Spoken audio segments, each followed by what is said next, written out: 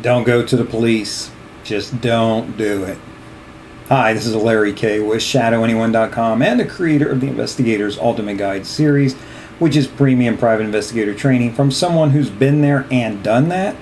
Of course, the private investigator is going to say, don't go to the police. He's going to say, hire me so that he can make his money. That is not the case at all here. What I'm talking about is if you're out and about and you find yourself being followed, and specifically in a car or when you're driving around, if you think you're being followed, there are a couple of things that I would say. One, don't talk yourself out of it. If you think you're being followed, if you've made a few turns and someone's still behind you, then take that seriously. Certainly if you've made 3 left turns or 4 right turns and they're still behind you, why is anyone moving in a U or a circle like that? It's something that's certainly suspicious. Don't talk yourself out of it. But, here's a problem that people have is they go into a mode where they immediately seek that safety of home. So they go home and they figure, I will tell so-and-so, or I will deal with it there. And that's a problem. Don't lead someone who's surveilling you to your house. Now, do you go to the police? I say, calling the police if you're being followed is a smart and wise thing to do. And notice that I'm saying, call them. You've got a phone, call them.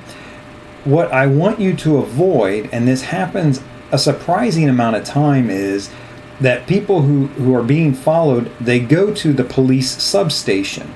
And in major cities, you'll have usually police headquarters and then many substations throughout the city where different precincts will have their roll call and then they'll go out and hit the streets. Why do you not want to go to a substation? It's because there's no cops there. They do their roll call and they're out on the street. It's very unlikely that there's going to be a police officer there. Certainly, there's not going to be one stationed there. They may come back to do some paperwork. They may come back to have lunch. You may be lucky enough to catch them at roll call at the end of the shift. But by and large, you show up at a substation, there ain't going to be no police there. So don't go to the police. Call the police, but don't go to a substation thinking that that's where it's going to be. What if you can't call the police?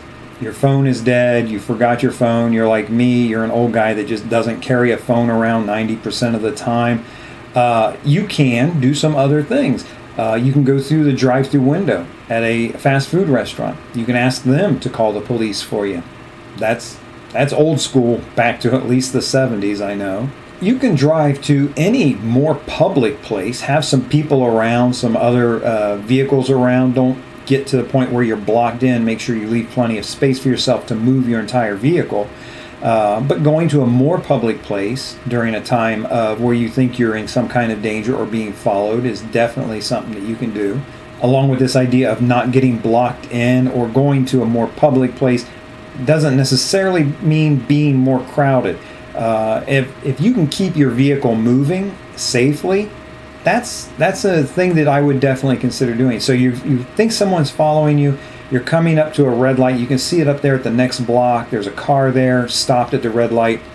You can begin slowing down long before you would normally slow down and still be moving along at a clip that nobody's going to get up into your car. Certainly whoever's following you can't stop and run and catch up with you if you're going even as little as 10 miles per hour. It's unlikely that's going to happen. So that you find yourself, as you approach that red light, you're still rolling, the light turns green, and you can keep moving without stopping. Last but not least, just use good judgment in these circumstances. The ideas that I offer you are strictly that. They're ideas, they're options for you. Don't get locked in to an option thinking, oh, I'm being followed, my phone is dead, I've got to find a fast food restaurant with a drive-through window, and then making a bad decision about getting into a parking lot that's too crowded or where you can't maneuver, that type of thing. Use good judgment, and then consider these tools that I've offered you here as an option of things to do and what not to do. In the meantime, this is Larry Kaye with ShadowAnyone.com saying, do the right thing, even if it's the hard thing.